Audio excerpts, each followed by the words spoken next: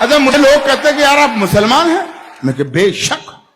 तो यार मुसलमान होकर आप गाय को माता क्यों कहते हो?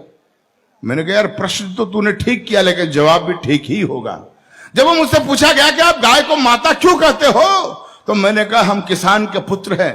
जब मैं 3 बरस का बच्चा था, छोटा, मेरी माँ गाय का चारा पानी करके, नहला धुला कर, मालिश वगैरह करके जब गौ माता का दूध निकालती थी, और गौ माता का दूध जब मेरी माँ मुझे पिलाती थी, तो मुझे दूध देते वक्त गौ माता ये नहीं देखती थी कि ये बच्चा हिंदू का है या मुसलमान का है।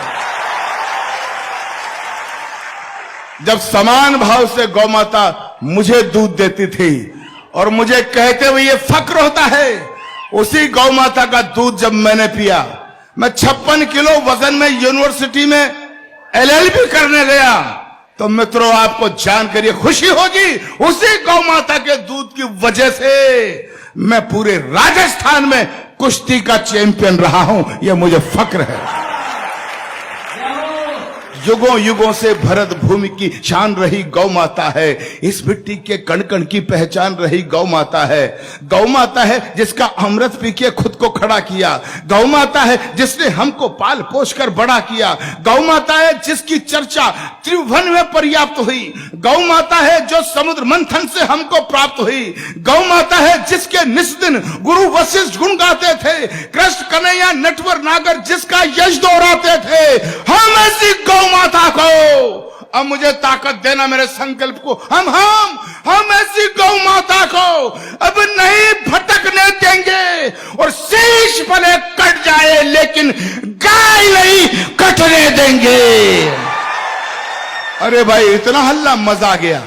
मैं तो समर्थन में पाकर गदगद हो गया, लेकिन इतनी कविता मैं रायबरेली में बोल रहा था पिछले महीनों, इतनी बोली कि मेरे समुदाय का एक आदमी आ गया टोपी ओढ़कर, जालीदार बनियान पहनकर, हाथ में चारू छुरा लेकर, बोला, चाकू छुरा लेकर बोला, अच्छा मियां गाय को माता कहेगा, गाय की अवध्य की बात करेगा, अगर दोबारा बोला तो तेरी जुबान काट ली जाएगी, तुझे गोली मार दी जाएगी।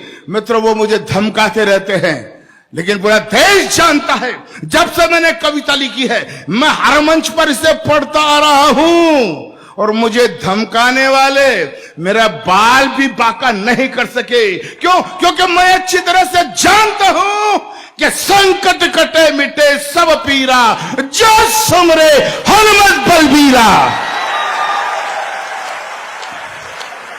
जिस आंगन में गाय नहीं वो घर भूतों का डेरा है।